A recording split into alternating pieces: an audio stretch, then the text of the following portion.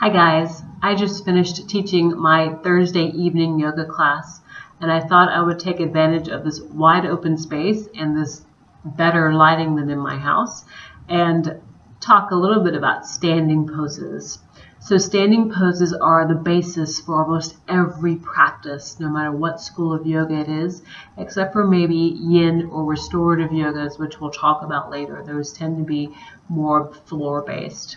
But standing poses build general strength in the legs, which will help stabilize your back. They're also your first line of defense in kind of opening the hips, particularly if you have a lifestyle in which you sit quite a bit.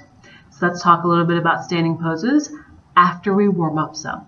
I'm going to move back to my mat, so I'm on a non-slide surface. This floor is pretty slick, it's well polished, so I want to make sure I don't slip and slide. I have with me a yoga block, which you don't have to have, but since I have it, I'll show you how to use it in case you want to. We're going to start on all fours, hands and knees. So again, come back to your good hand placement so that the center of the wrist lines up with the widest part of the shoulder. The fingers spread with all four corners of the hand and the fingertips bear weight. Take a deep breath in. Exhale, round your back like a cat. Drop the head down. And as you inhale, do the exact opposite. Now arch your back. Lift your chest. Exhale, round. Inhale, arch. So just move for a few more times.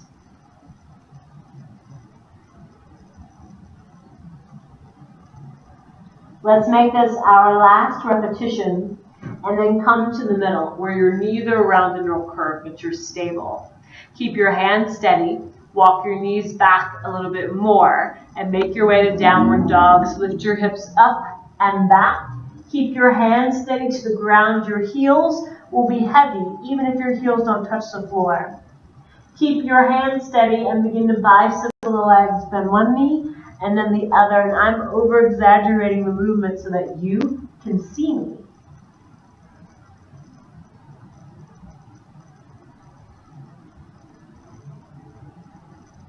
Bring your legs still.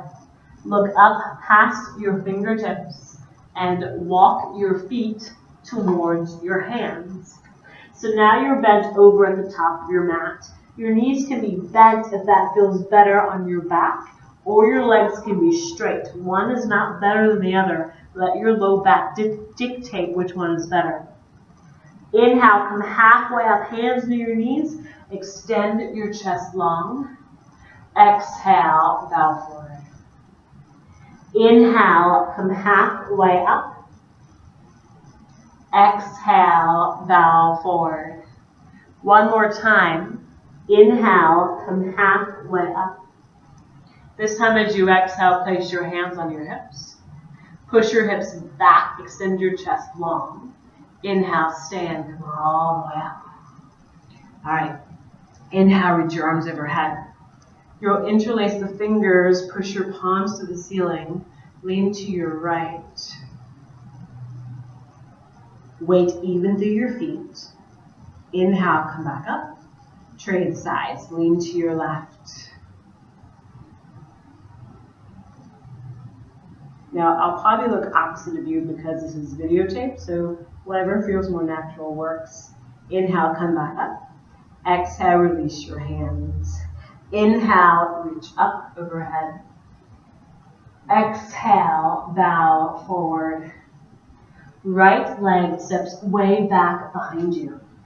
Way back. Wiggle the right leg back a little bit more so that your front knee is over your ankle and that your fingertips are in line with your arch or your heel, not out forward in front of your toes.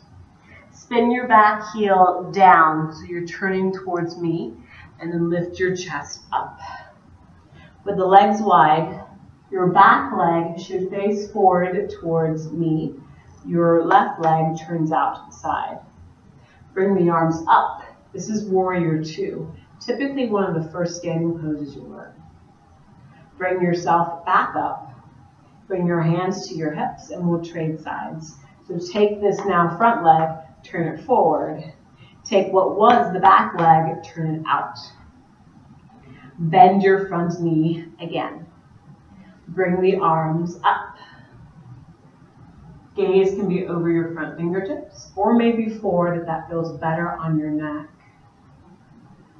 Take one more breath here. Bring your hands to your hips.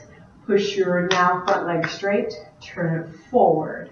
All right, let's try it again and we'll be a little bit more picky. Turn now this leg out. Look down at your feet and make sure your front heel lines up with your back heel or your back instep. It'll kind of depend on how your hips are put together. Take the feet half an inch further apart, so you want to be using a good majority of your mat unless you're shorter than like 5'2". Bend your front knee. The idea is to come as parallel as possible. This is where the real hip opening comes in, and you might feel this front thigh begin to speak to you a little bit. Bring the arms up. Hold again. Warrior two. Now sometimes one foot will get heavier than the other, so push evenly through both feet, even if it means lowering your arms for a moment to rest. Hands to your hips. Bring yourself up. Turn now this foot forward. Take this leg, turn it out. Same thing. Line up the feet, front heel to back heel, or front heel to back instep. Sometimes that inch or so makes a huge difference.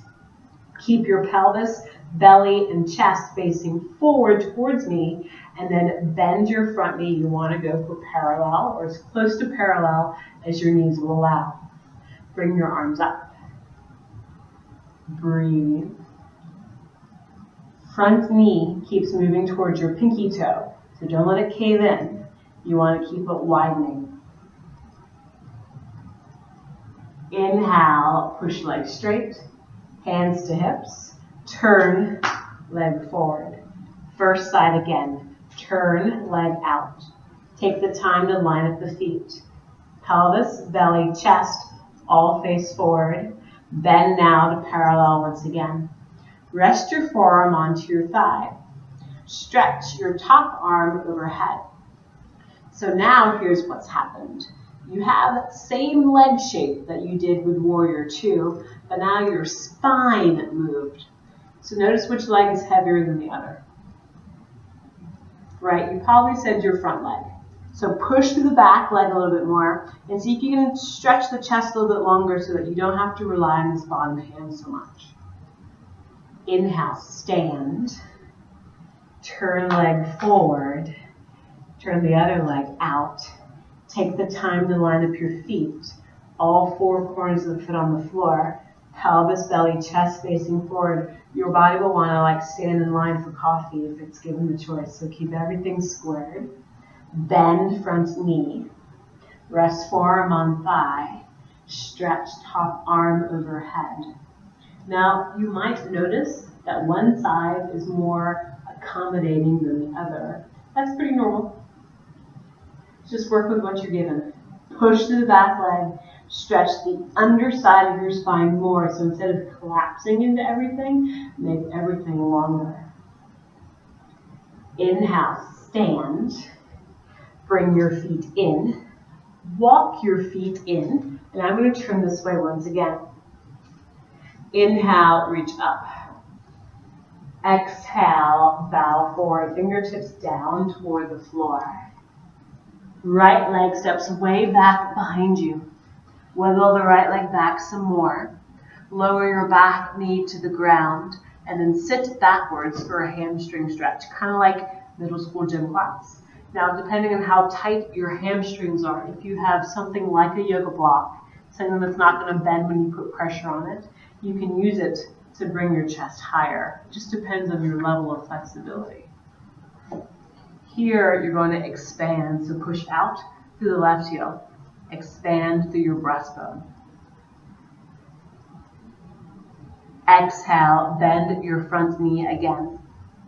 Take your right palm down to the floor, maybe even a little bit wider than your shoulder. Lift your left arm up and twist. Exhale, hand down. Lift back knee up. Step forward so that you can trade legs. Left leg steps way back behind you. Wiggle the leg back more. Lower the back knee down. Sit back for your hamstring stretch. So again, if the hamstrings or even the back is tighter, bring yourself up higher on something that will give you space. You don't necessarily want to press on the leg or near the knee. That's not the safest action. Expand both out through your heel and out through the breastbone.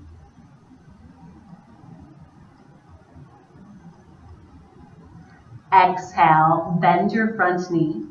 This time, left hand goes wide, maybe wider than your shoulder. Right arm up, twist.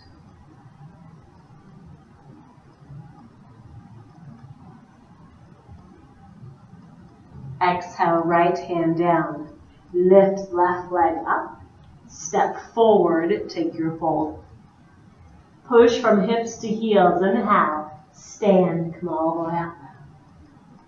Exhale, hands by your sides. All right, turn towards me once again. Step wide on your mat, okay? We're going to test the hamstrings a little bit more with a little pose called triangle pose. Take your left leg. This is my left leg, so maybe it's your right leg. Take your leg, turn it out. Take the time to line up the feet like you did before, heel to instep or heel to heel. This time both legs stay straight, so that's the catching point. Arms out. Tilt your whole body towards your front foot so that your chest goes this way, but your hips go this way, right? Take your front hand down, your top hand up. Now, if you have a block, you can use the block right up against the shin or maybe even behind you if you don't want to be tempted to lean forward. Rest the hand on the block, raise the arm up. If you don't have a block and you don't touch the floor with ease, you're going to bring your hand to your shin. Again, be mindful not to press on the knee or make the knee go backwards. So here are the triangles. You've got one here holding you up. You've got the general shape of top hand is point and both feet. And then you have this triangle here. So I want this triangle to be emphasized more. So if you find yourself crunching again, make yourself longer by bringing yourself up more. Push through your feet. Stand. Come all the way up. Nice. Turn your feet. Going the other way. Line up your feet. All four corners of the feet engage. Stabilize by dragging the legs toward each other. Arms out.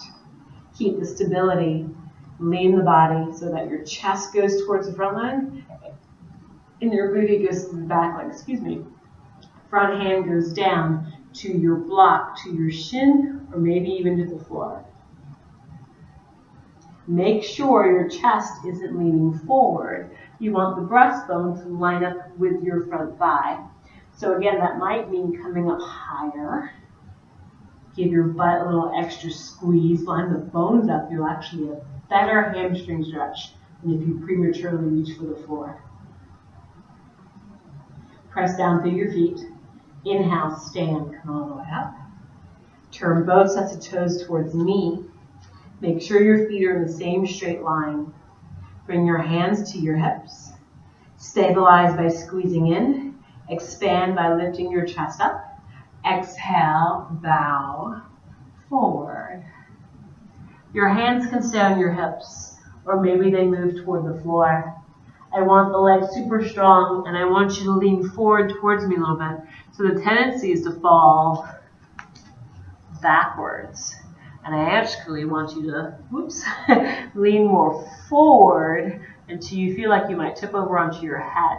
That way you get all this open in the back, and your hands will help stabilize you, I promise.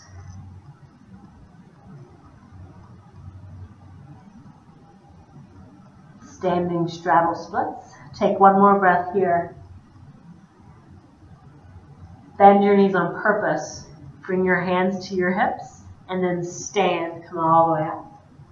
Walk your feet back in. Take a seat on the floor. All right, you guys, we're almost there. Let's see where we are. All right. Bend your right knee. Hop your right leg over your left. Hug in with the opposite arm. And then the same arm as leg. This is my left hand. It's going to go behind me. Sit tall. And then I twist.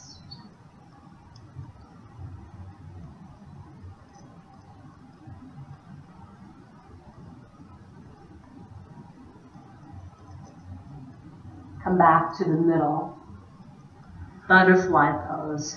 Bottoms of the feet kiss. Knees expand out to the sides.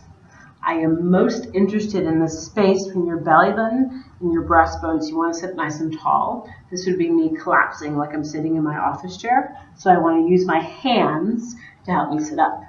As you press the feet in, expand the knees wide. Start to get into the groin a little bit. Again, kind of building on the opening that the standing poses do for the hips and the pelvis. Take one more breath here. With the help of your hands, draw your knees in. Extend leg long, so going the opposite way. Hop leg over.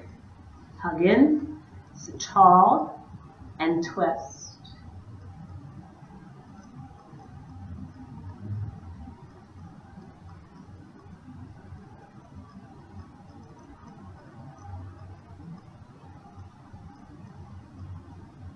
Inhale, come back to the middle. We're going to come lying down onto our back. Now, I want you to make yourself as comfortable as possible, and you can actually lay here for as long as you wish, as long as you don't have to be in a rush anywhere. So, I'm going to lie back and make myself comfortable. That might mean my knees are bent. That might mean my legs are long. I'm going to let my low back dictate that. Maybe my hands rest on my side, maybe they rest on my belly. Soften your eyes, they don't have to close, but soften them so you're looking at nothing in particular. And this last pose is called Shavasana, or often called corpse pose. It's your opportunity to rest, to rejuvenate, to recharge. So take a moment to be still on purpose.